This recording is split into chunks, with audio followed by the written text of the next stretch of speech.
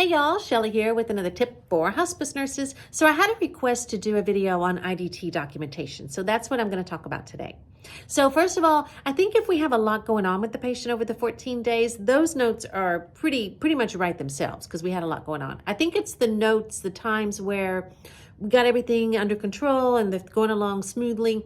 And what do we say on those notes? So that's really what I'm going to focus on today. So the first thing I do is, I always talk about the patient header, or that first section that I do of every note. So that's the part where patient is, Mrs. Minnie Mouse is a 79-year-old African-American female with a terminal hospice diagnosis of end-stage chronic obstructive pulmonary disease and the secondary complications of, list those out. Comorbid conditions that further contribute to decline include, and I list those out. So I always keep this in a notes section on my tablet. So I will copy and paste this into my IDT note. And that way, I think it's really good, especially if for some reason I won't be available for IDT. Whoever's doing it for me has all of that patient information right there. And it gives a good, clear picture of what's going on with that patient. And then I will talk about one thing that relates back to their hospice diagnosis. So in this case, I might say, over the past 14 days, patient has remained dependent on supplemental oxygen at 4 liters per nasal cannula. Patient has also required hospice intervention of duonabs 4 to 6 times in a 24-hour period. Patient reports that this is effectively managing their symptoms.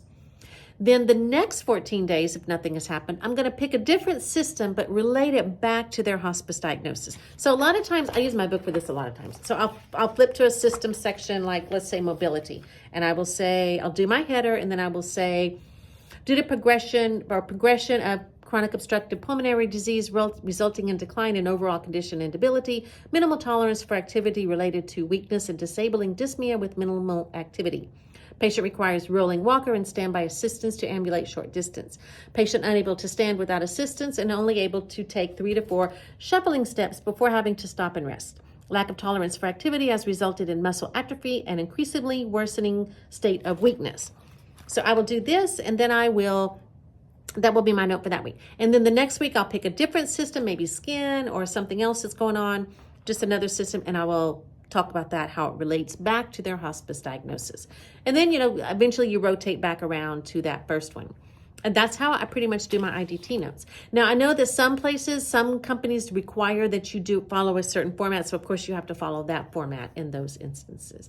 But I hope this tip was helpful. If you have any tips that would be helpful for hospice nurses, please let me know. I'd love to share them here. And remember, together we can change our world.